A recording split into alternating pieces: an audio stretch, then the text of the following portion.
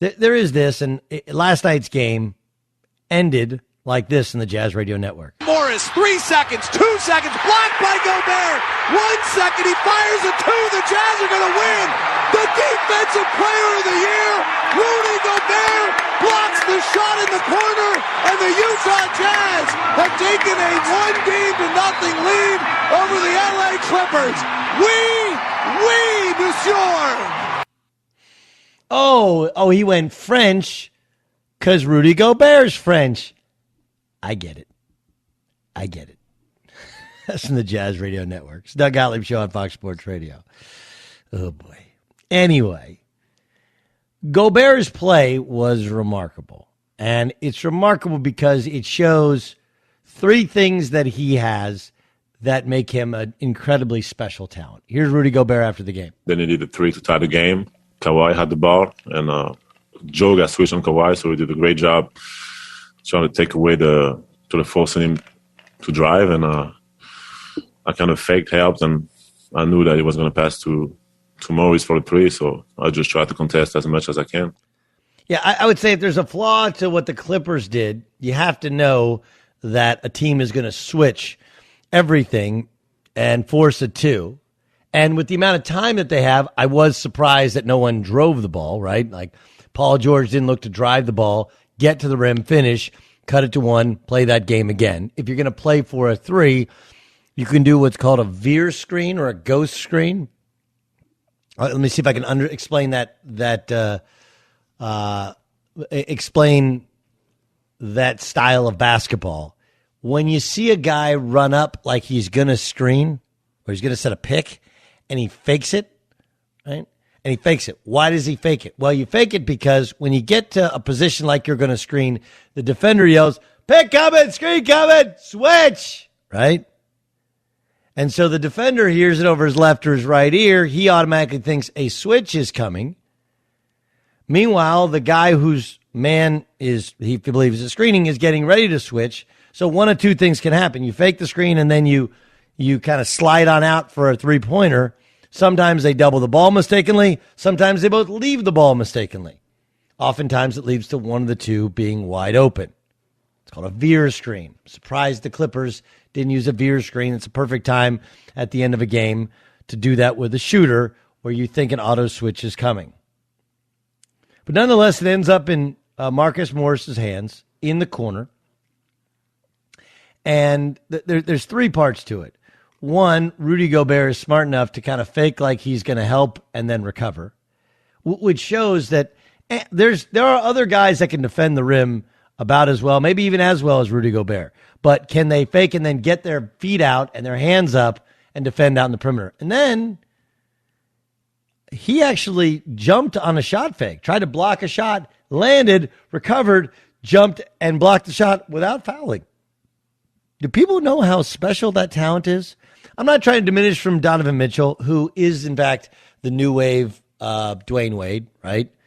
He's not necessarily a shooter, but damn, you're not going to dare him to make shots, and the bigger the shot, the more you feel like it's going in.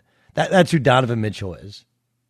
So I'm not taking away from his 45, 5, and 3 rebounds, but I feel like I have to defend Rudy Gobert even before that block shot. He changes everything.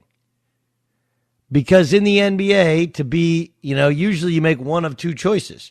You either have a big who's a rim protector and you're going to sacrifice the chance of pick and pops, or you go small and you give up the chance to defend the rim. As a big guy, he's incredibly versatile because he can guard out on the floor. That's what makes him a special, special player. That's it. So I'm fascinated by the Rudy Gobert thing, by the Rudy Gobert effect and all the block shots, all that stuff. But that last block was the type of stuff that human beings are not supposed to be able to move like that. They're just not. But he did, and he blocked the shot, and here we are. Paul George knows he was too indecisive at the end of a game. I didn't shoot the ball well tonight, but I'll have a better approach. I thought I was just indecisive on my approach, but I'll be, a little bit better on getting the shots that I want and taking those shots that I want. What'd you say, Ramos? I'm sorry. I said that could be a soundbite from every game in this last series as well. No. He was decisive in some of the games. I don't think he was. Yeah, there was a couple games where he was pretty good. There was a couple games where he's pretty good. I mean, if we're being fair, I think it was the last. He was pretty good. Yes, the game 5 he was not. Game 6 I thought he was. I thought he was pretty decisive. But still, look, he's he's an enigma. He goes 4 of 17 from 3, and you're like, man, we wish Paul George would take over games. On the other hand, do you really want him to take over games? Right? Is that what you really want? Yes, Gavin.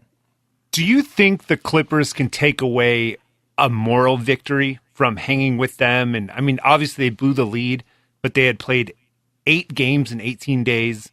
Jazz had all that rest, and they were right there with them.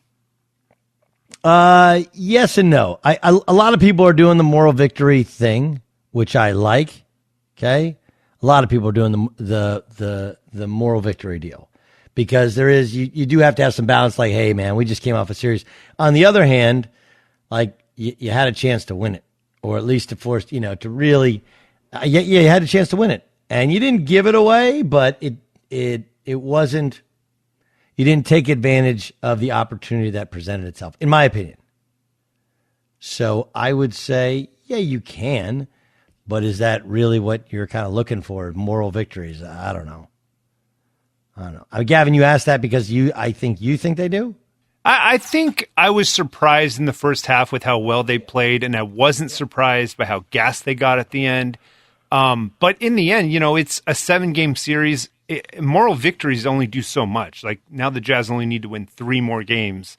And look, that was a crazy crowd. That was about as insane of a crowd we've seen since COVID has, whatever you want to call it, not ended, but fans have been allowed back in the stands. I mean, I think we have audio of them yelling overrated at Paul George. I'll try to dig that up. But I thought it was impressive. No, they were calling. Yeah, they were calling.